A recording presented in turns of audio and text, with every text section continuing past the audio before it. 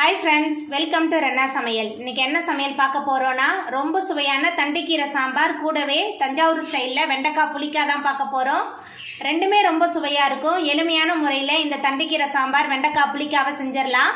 அந்த சுவையான தண்டிக்கீரை சாம்பார் வெண்டைக்காய் புளிக்காய் எப்படி செய்யறதுன்னு வாங்க பார்த்துடலாம். தண்டிக்கீரை சாம்பார் பண்ணுறதுக்கு 2 ஸ்பூன் அளவுக்கு எண்ணெய் சேர்த்துடலாம். எண்ணெய் சூடாகி வரட்டும். எண்ணெய் சூடாகி வந்துட்டு இதில் கொஞ்சமாக கடுகு சேர்த்துக்கலாம். கடுகு பொரிய ஆரம்பிச்சிருச்சு. 2 காஞ்ச மிளகாய் சேர்த்துக்கலாம். கூடவே 10 சின்ன வெங்காயம் பொடியாக நறுக்கி வச்சுருக்கேன். சின்ன வெங்காயம் சேர்த்துக்கலாம். வெங்காயம் சேர்த்துட்டு நல்லா வதக்கிடலாம். சின்ன வெங்காயம் சேர்த்துட்டு வதக்கியாச்சு.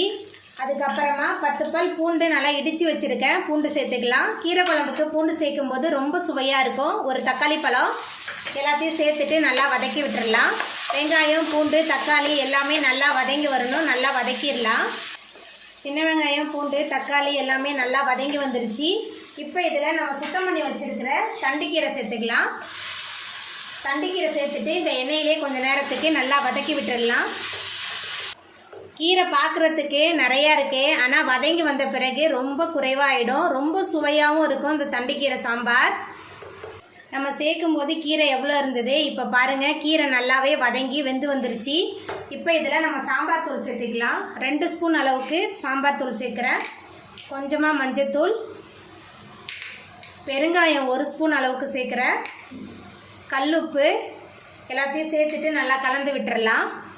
சாம்பார் தூள்லாம் சேர்த்துட்டு நல்லா கலந்து விட்டாச்சு. இப்போ இதில் நம்ம வேக வச்சுருக்கிற தோரம்பருப்பு சேர்த்துக்கலாம். தோரம்பருப்பு குழைவாக வேக வச்சு எடுத்துருக்கேன். அப்போ தான் கீரை குழம்புக்கெலாம் நல்ல சுவையாக இருக்கும். தோரம்பருப்பு சேர்த்துட்டு நல்லா கலந்து விட்டுறலாம். தோரம்பருப்பு சேர்த்துட்டு நல்லா கலந்து விட்டாச்சு. தோரம்பருப்பு சேர்த்துட்டு ஒரு கொதி வரட்டும். ஒரு கொதி வந்த பிறகு நம்ம அடுப்பு ஆஃப் பண்ணிடலாம். கீரையெல்லாம் சேர்த்து ரொம்ப நேரம் கொதிக்க வச்சோமா கீரையோட மருத்துவ குணம் போயிடும். அதனால் ஒரு கொதி வந்தால் போதும். தோரம்பருப்பு சேர்த்து நம்மளோட தண்டிக்கீரை குழம்பு நல்லா கொதிக்க ஆரம்பிச்சிருச்சு. ரொம்ப சுவையான தண்டிக்கீரை குழம்பு சூப்பராக ரெடி ஆகிட்டு இப்போ நம்ம அடுப்பு ஆஃப் பண்ணிடலாம்.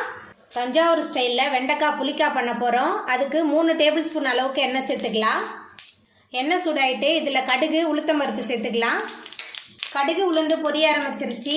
நீல வாக்கில் நறுக்குன 3 பெரிய வெங்காயம் சேர்த்துக்கலாம்.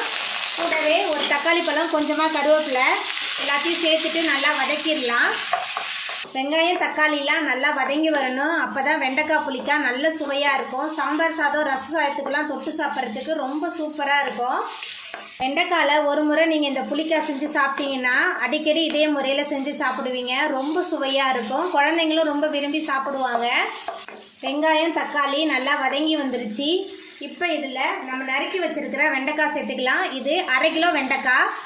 வெண்டைக்காய் சேர்த்துட்டு இந்த எண்ணெயிலே கொஞ்சம் நேரத்துக்கு நல்லா வதக்கி விட்டுறலாம். வெண்டைக்காய் சேர்த்துட்டு வதக்கியாச்சு. இப்போ இதில் மசாலா தூள் சேர்த்துக்கலாம். குழம்பு மிளகாய் தூள் 2 டேபிள் ஸ்பூன் எடுத்திருக்கேன். மஞ்சத்தூள் 1 ஸ்பூன், உப்பு எல்லாத்தையும் சேர்த்துட்டு நல்லா கலந்து விட்டுடலாம். மசாலா தூள் வெண்டைக்காய் எல்லாத்தையும் சேர்த்துட்டு நல்லா கலந்து விட்டாச்சு. இப்போ இதில் சின்ன லெமன் சைஸ் புளியை தண்ணியில் ஊற வச்சு கரைச்சி வச்சுருக்கேன். புளி தண்ணி சேர்த்துக்கலாம். புளி தண்ணி சேர்த்துட்டு நல்லா கலந்து விட்டுடலாம். புளி தண்ணி சேர்த்துட்டு நல்லா கலந்து விட்டாச்சு. இந்த புளி தண்ணியிலேயே இந்த வெண்டைக்காய் நல்லா வெந்து வரணும். வெண்டைக்காய்லாம் நல்லா வெந்து எண்ணெயெல்லாம் பிரிஞ்சு வந்துருச்சு. ரொம்ப சுவையான தஞ்சாவூர் ஸ்டைலில் சூப்பரான வெண்டைக்காய் புளிக்காய் ரெடி ஆகிட்டு சாம்பார் சாதம் ரச சாதத்துக்கெலாம் தொட்டு சாப்பிட்றதுக்கு ரொம்ப சூப்பராக இருக்கும். இப்போ நம்ம அடுப்பு ஆஃப் பண்ணிடலாம்.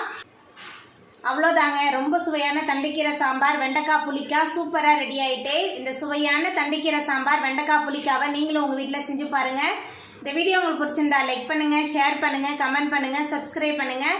அப்படியே பக்கத்தில் உள்ள பெல் பட்டனையும் கிளிக் பண்ணிடுங்க. நன்றி.